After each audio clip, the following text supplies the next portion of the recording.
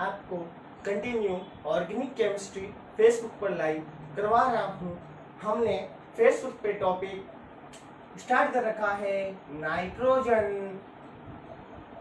Nitrogen के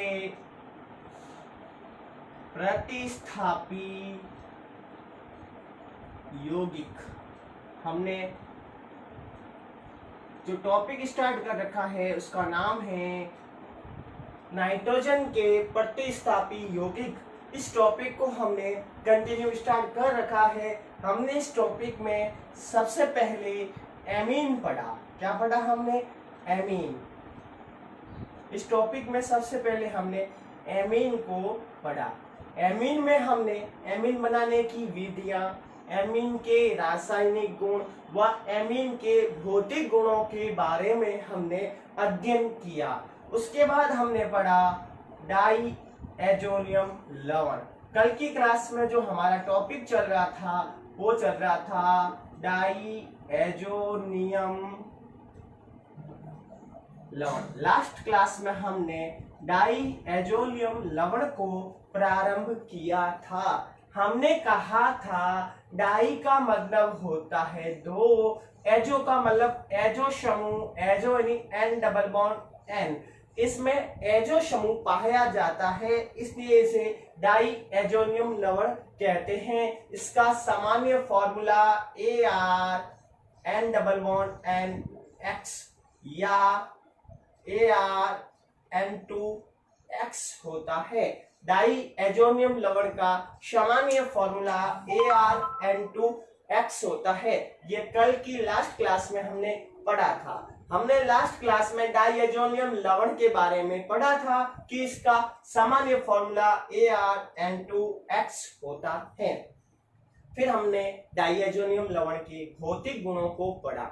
हमने कहा कि डाई एजोनियम लवण है वो क्रिस्टलीय ठोस यौगिक होते हैं, रंगहीन होते हैं और यह 0 से 5 डिग्री सेल्सियस तक स्थायी होते हैं। इससे अधिक ताप पर यह क्रिया कर लेते हैं। इस प्रकार हमने इसके भौतिक गुणों को पढ़ा।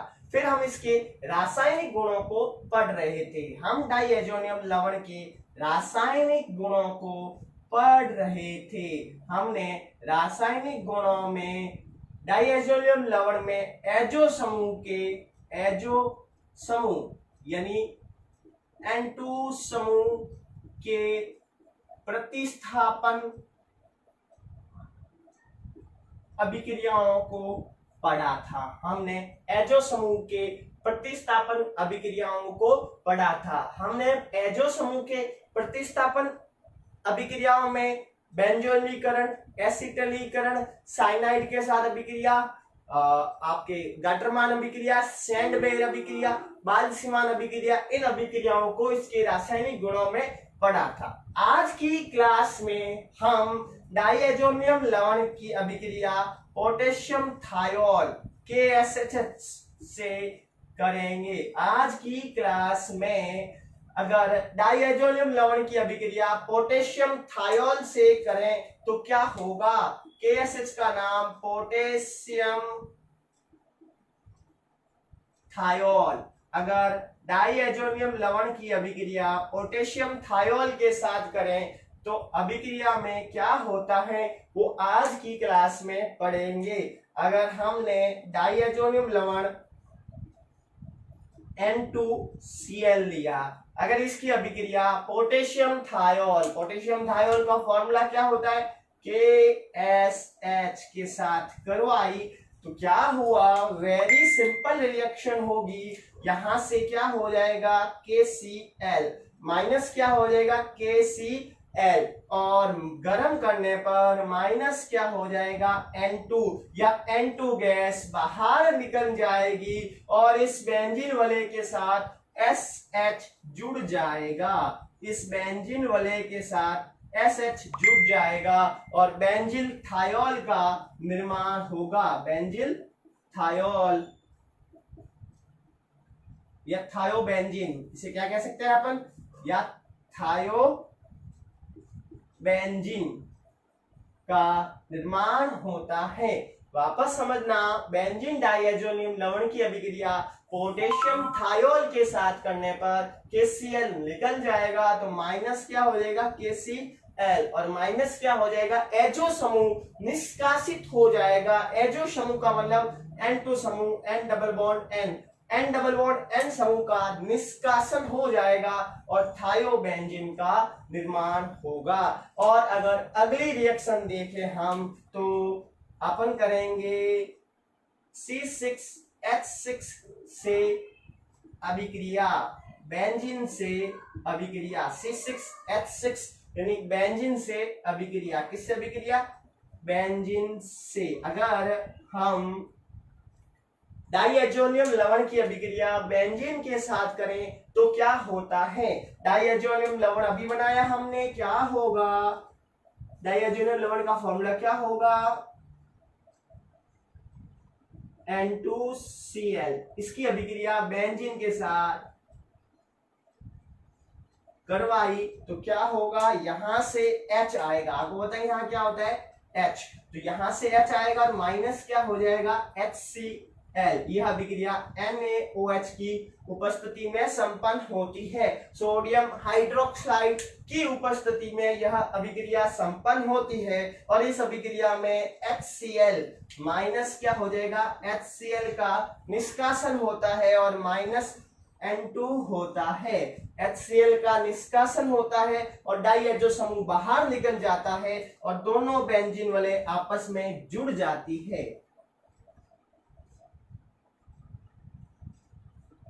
और इसे बाइफेनिन बनता है। क्या बनता है? बाइफेनिन।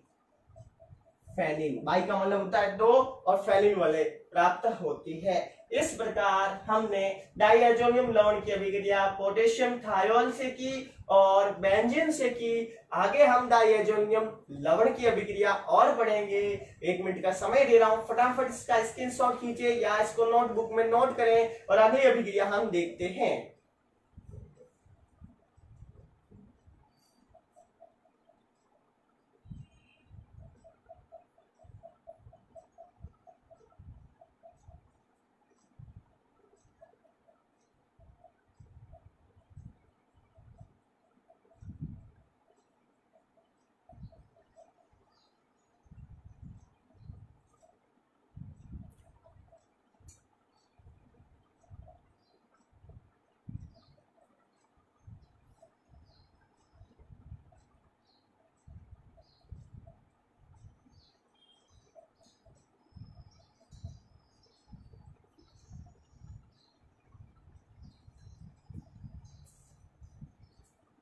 नेक्स्ट रिएक्शन डाइएजोनियम लवण का ऑक्सीकरण और डाइएजोनियम लवण का अपचयन। अगली अभिक्रिया में हम डाइएजोनियम लवण के ऑक्सीकरण को व डाइएजोनियम लवण के अपचयन को पढ़ेंगे।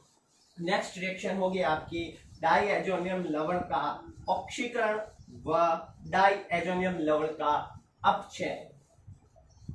अगली अभिक्रिया होगी आपकी डाइएजोनियम लवण का, नेक्स्ट रिएक्शन होगी आपकी डाइएजोनियम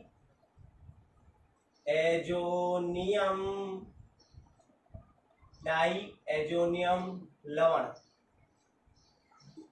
का अपचयन। अगला रिएक्शन होगी आपकी डाइएजोनियम लवण का अपचयन। इसका अपचयन हम SnCl2 प्लस HCl के साथ करवाते हैं। इसका अपचयन हम SnCl2 और HCl के साथ करवाते हैं। डाइएजोनियम लवण का फॉर्मूला क्या होगा? बेंजीन वलय के साथ, बेंजीन वलय के साथ N2Cl। अगर इसका अपचयन कराएं यानी 4H, कितने H हो जाएंगे? 4H। अपचयन के लिए हम कितने H लेंगे? 4H। उस पर क्या रखेंगे? SnCl2 और HCl। SnCl2 और HCl के साथ अपचयन कराएं तो वेरी सिंपल रिएक्शन, यहां से Cl और यहां से H, तो माइनस क्या हो गया आपके? यहां से Cl और यहां से H, माइनस क्या हो जाएगा? HCl। या इसको SnCl2 को माइनस क्या हो जाएगा आपके? HCl। SnCl2 और HCl की उपस्थिति में अगर आप चेंज कराएं तो H और Cl, तो एक क्या निकल गया? HCl। H और Cl माइनस क्या हो गया HCl, और क्या होगा 3H है तो क्या बनेगा N डबल बॉन्ड N, ऐसे है डाइहाइड्रो का समूह का मतलब क्या होता है N डबल बॉन्ड N। इसमें इस के साथ एक H जुड़ेगा और इसके साथ 2H, समझना मेरी बात को। फर्स्ट वाले के साथ एक H जुड़ेगा और सेकंड वाले N के साथ 2H जुड़ेंगे और बनेगा क्या NH2, NH2 क्या बनेगा NH2, benzene diazonium amine, benzene diazonium क्या बनेगा बेंजीन डाइएजोनियम, एजोनियम बनेगा, एजोनियम क्या बनेगा, क्या बनेगा बेंजीन डाइएजोनियम। समझ आ गई मेरी बात। अगर हमने बेंजीन डाइएजोनियम लवण की अभिक्रिया 4H के साथ अपचयन कराया SnCl2 व HCl की उपस्थिति में, तो एक H और एक Cl तो माइनस क्या हो गया HCl, और एक N के साथ H जुड़ गया और एक N के साथ 2H तो क्या बन गया ये बन गया। और अगर हम इसका ऑक्सीकरण करवाएं,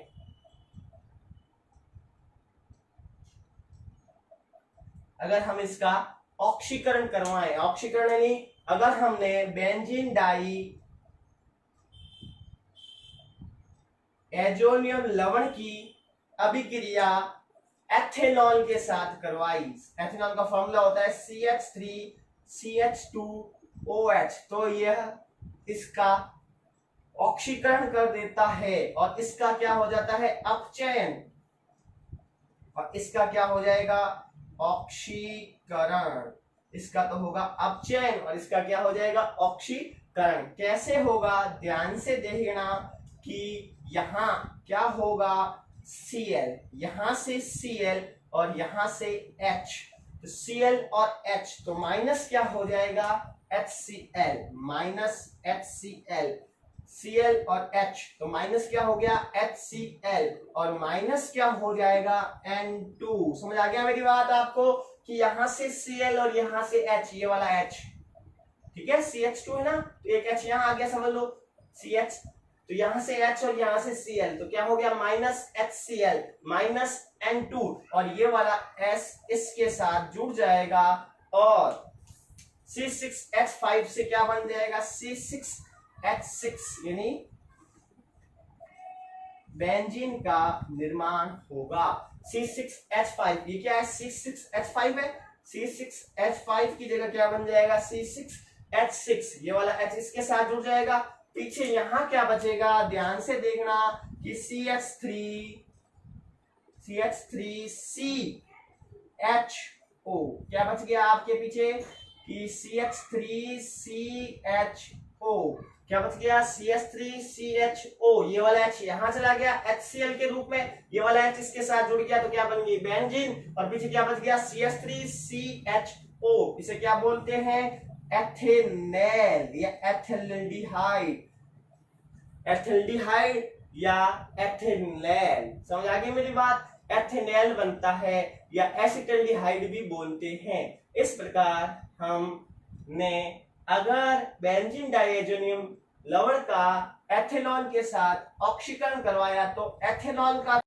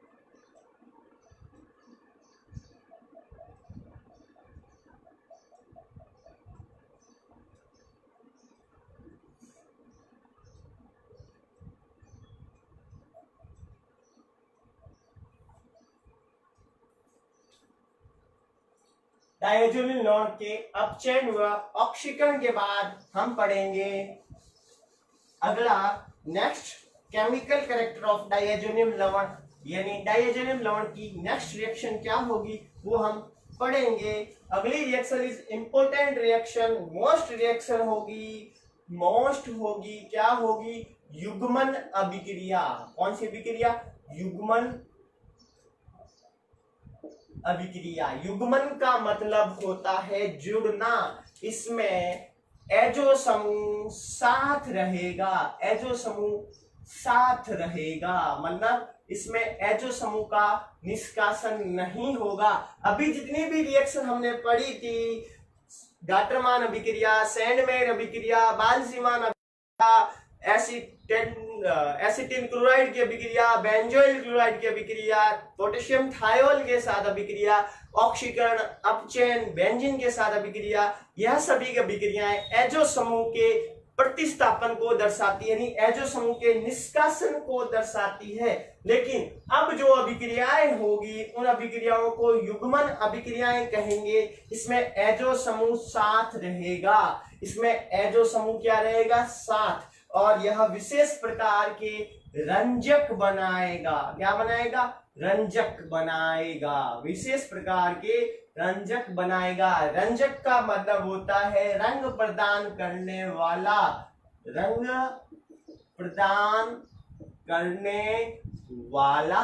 रंजक का मतलब क्या होता है? ऐसे कंपाउंड प्राप्त करेंगे जिसके द्वारा हमें विशेष प्रकार का कलर प्राप्त होगा, रंग प्राप्त होगा, इसलिए इन्हें हम रंजक कहेंगे।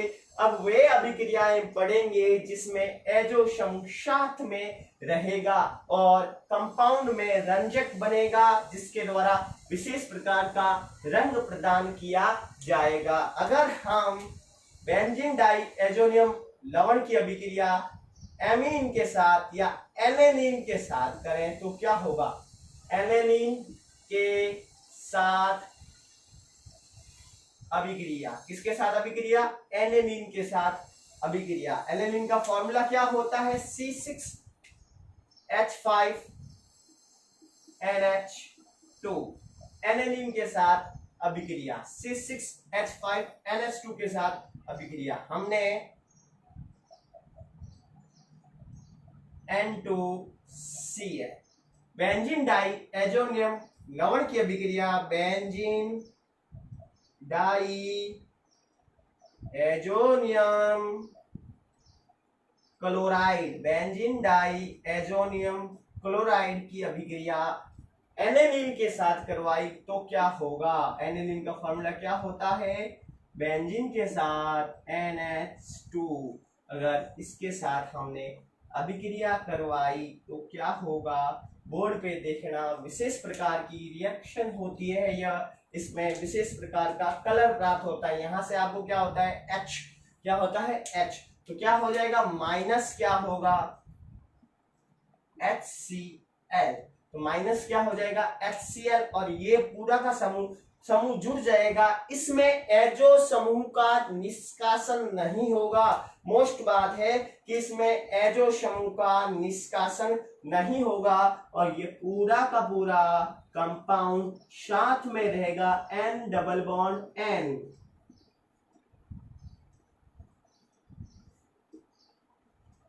NH2। इसका नाम ध्यान से देखना, इसका नाम है पैरा। ये कौन सी पोजीशन है? Para amino. ये एमिन समूह है, तो पैरा एमिनो एजो बेंजीन, नाम क्या हो जाएगा? Para amino azo benzene. ये विशेष प्रकार का क्या होता है? रंजक होता है, जिसका स्पेशल रंग होता है। आपको यह अभिक्रिया समझ आ गई होगी कि एनिलीन के साथ अगर हम अभिक्रिया करवाएं तो para amino, para position, para amino azo benzene का निर्माण होता है, जो एक विशेष प्रकार का रंजक होता है। अगली अभिक्रिया हम देखेंगे फिनॉल के साथ अभिक्रिया। 1 मिनट का समय दे रहा हूं, फटाफट इसका स्क्रीनशॉट खींचे या नोटबुक में नोट करें। आगे देखते हैं युग्मन अभिक्रिया नंबर 2।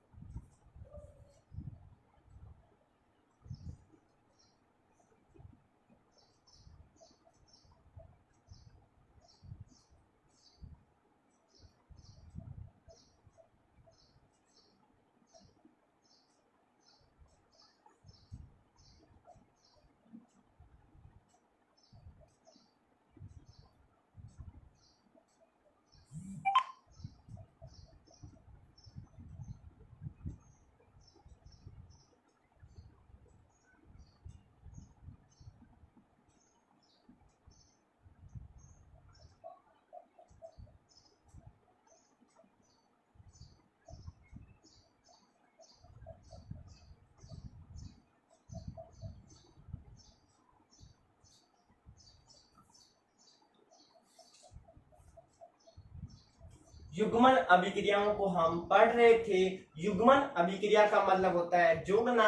इन अभिक्रियाओं में N2 समूह साथ रहेगा, H समूह क्या रहेगा, साथ रहेगा, और इसमें रंजक बनेगा। रंजक किसे कहते हैं? जो रंग प्रदान करते हैं उसे क्या कहते हैं? रंजक कहते हैं। हमने एनिलीन के साथ अभिक्रिया पढ़ी, अब हम पढ़ेंगे फिनॉल के साथ अभिक्रिया। किसके साथ? फिनॉल के साथ अभिक्रिया। फिनॉल के साथ अभिक्रिया, युग्मन अभिक्रिया, benzene diazonium N2Cl plus phenol का फॉर्मूला क्या होता है? बेंजीन के साथ OH, और यहां आपको पता है सीधी सी बात है, इधर क्या जुड़ा हुआ है? H, तो माइनस क्या हो जाएगा? HCl, H और Cl, तो माइनस क्या हो गया? HCl। ये पूरा का पूरा साथ में जुड़ जाएगा और क्या बनेगा?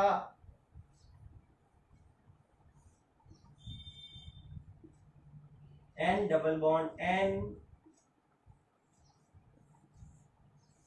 OH। इसका नाम क्या होगा? ध्यान से देखना, ये इसकी कौन सी पोजीशन है? पैरा।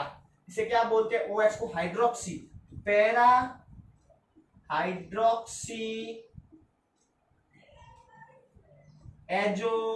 एजो मतलब N double bond N benzene, para hydroxy azo benzene. ये भी एक प्रकार का क्या होगा? रंजक होगा। पैरा हाइड्रोक्सी एजो बेंजीन, ये भी एक प्रकार का क्या होगा? रंजक होगा। और इस रंजक का कलर कैसा होगा? इस रंजक का कलर आपके पीला होगा। कैसा होगा? पीला। पीला कलर का यह रंजक प्राप्त होता है। फटाफट इस अभिक्रिया को उतारें, आगे अगली अभिक्रिया को हम देखते हैं।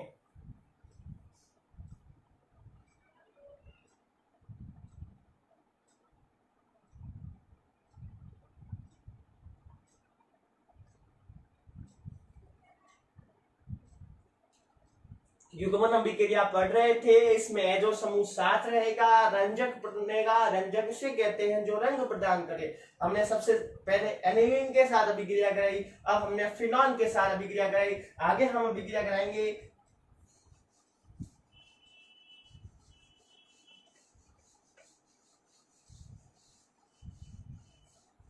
युग्मन अभिक्रिया नंबर थर्ड। युग्मन अभिक्रिया नंबर थर्ड हम पढ़ेंगे। युग्मन अभिक्रिया नंबर थर्ड में हम इसकी अभिक्रिया कराएंगे die Maithil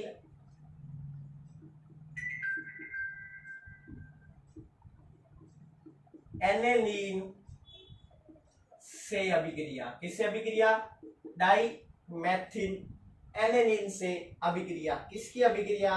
benzene die azonium chloride की अभिक्रिया। बेंजीन डाई एजोनियम क्लोराइड की अभिक्रिया डाई मैथिल एमीन। पहले तो फिनॉल बनाओ, डाई है इसका मतलब दो है, दो बन गया, और एनीन है तो एन, इधर क्या आ जाएगा? H। डाई मतलब दो, मैथिल एल्यूमिनियम एन। यहाँ H नहीं आ सकता, पूछो क्यों? क्योंकि नाइट्रोजन की संयोजकता कितनी होती है? 3। नाइट्रोजन 3 ऑक्सीडेशन स्टेट दर्शाता है, 3 से जुड़ सकता है 2, और ये किससे जुड़ा हुआ है? 3। तो 3 से जुड़ा हुआ है, इसलिए इसकी संयोजकता पूर्ण है, इसलिए यहाँ पर केवल क्या आएगा? यही आएगा N। ठीक है, इसको हम चाहें तो ऐसे भी लिख सकते हैं, सही ढंग से लिखना चाहें NCH3 होल ट्वाइस। ठीक है, इसका नाम क्या हो जाएगा? डाई मैथिल एनेलीन। नाम क्या होगा? Die Maithil एनेलीन।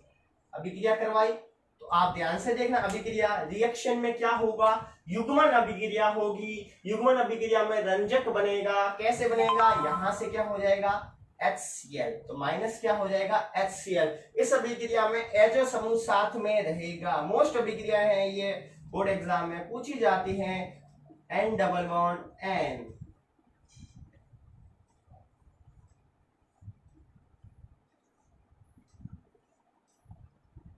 CH3 whole twice. क्या नाम हो जाएगा इसका? इसका नाम होगा पैरा पोजीशन पे। कौन सी पोजीशन है ये? पैरा।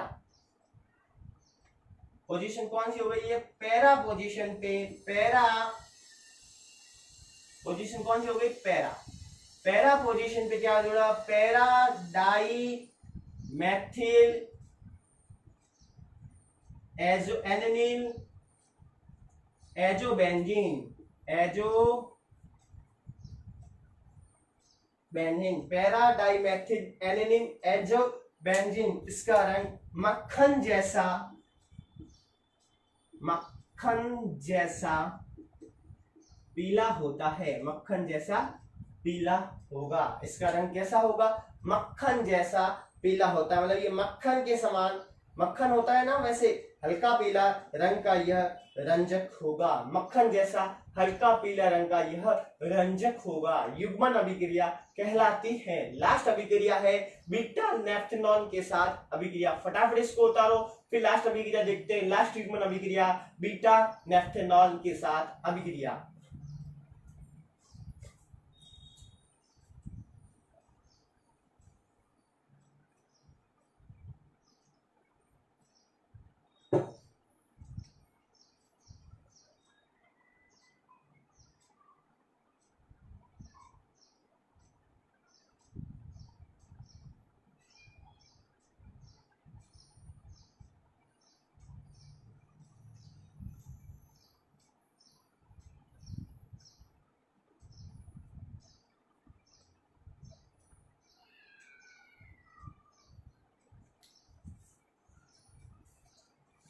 नेक्स्ट अभिक्रिया है बीटा नेफ्थेनॉल के साथ अभिक्रिया। लास्ट युग्मन अभिक्रिया, आज की लास्ट रिएक्शन बीटा नेफ्थेनॉल के साथ अभिक्रिया। इस अभिक्रिया के साथ जो समूह है वो कंप्लीट हो जाएगा।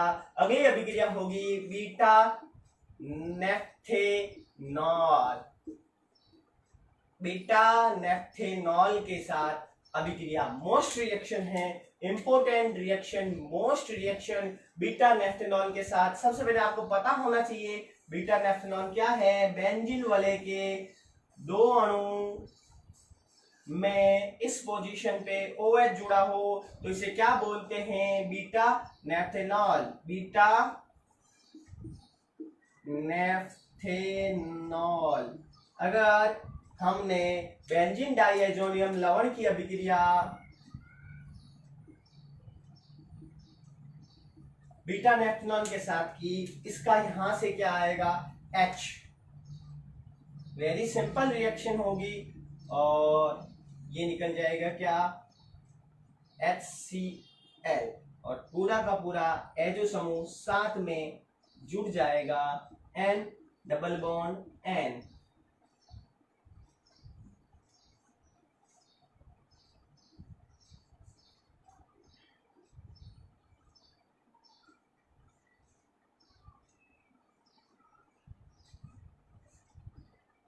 यहां से क्या आ जाएगा, OH। ठीक है, इसका नाम होगा hydroxy beta naphthol azo benzene. Hydroxy beta naphthol azo benzene, hydroxy beta naphthol azo benzene. यह लाल रंग का रंजक होता है, लाल रंग का रंजक होता है। इसका रंग कैसा होता है, लाल। ये लाल रंग का रंजक होता है। इस प्रकार हमने आज की क्लास में युग्मन अभिक्रियाओं को कंप्लीट पढ़ा है। इस अभिक्रिया में N2 समूह का संयोजन होता है और एजो समूह उत्पाद के साथ उपस्थित रहते हैं और इसके द्वारा रंजक बनता है। रंजक का स्पेशल रंग होता है। अगर हमने देखा मक्खन जैसा रंग, पीला रंग, लाल रंग, नीला रंग, अलग अलग प्रकार के रंग प्राप्त होते हैं। अब हम पढ़ेंगे डाइएजोनियम लवण के उपयोग। फटाफट इसको देख लो, फिर हम पढ़ते हैं डाई एजोनियम लवण के उपयोग। आज की क्लास का लास्ट टॉपिक डाइएजोनियम लवण के उपयोग। General use of diazonium salt, general use of diazonium salt, diazonium लवण के सामान्यतः उपयोग। अब सीधी सी बात है, आज की क्लास में हमने डाइएज़ोनियम लवण को समाप्त कर लिया। डाइएज़ोनियम लवण का सामान्य फॉर्मूला क्या बताया हमने? बेंजीन के साथ N2X।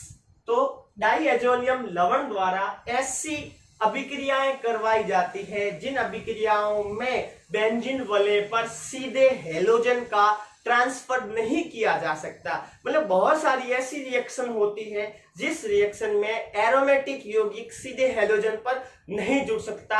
उन अभिक्रियाओं को बेंजीन डाइएज़ोनियम लवण द्वारा प्राप्त किया जाता है। जैसे आपको फ्लोरोबेंजीन और आयोडोबेंजीन जैसे यौगिक बनाने हैं तो इन्हें डायरेक्ट बेंजीन के साथ नहीं बनाया जा सकता। डाइएज़ोनियम लवण द्वारा इन्हें फ्लोरोबेंजीन और आयोडोबेंजीन द्वारा आयोडोबेंजीन जैसे उत्पाद बनाए जा सकते हैं। अर्थात डाइएज़ोनियम लवण द्वारा ऐसे एरोमेटिक हैलाइड प्राप्त होते हैं जिनको डायरेक्ट नहीं बनाया जा सकता, जिनको सीधे नहीं बनाया जा सकता, उसे डाइएज़ोनियम लवण द्वारा उपयोग द्वारा बनाया जा सकता है। जैसे फ्लोरोबेंजीन, आयोडोबेंजीन आदि यौगिक इस डाइएज़ोनियम लवण द्वारा बनाए जा सकते हैं। इसी के साथ आज की क्लास को हम समाप्त करते हैं। कल की क्लास में एक नया नाइट्रोजन का यौगिक लेकर पढ़ेंगे। इसी के साथ डाइएज़ोनियम सॉल्ट को हमने खत्म किया।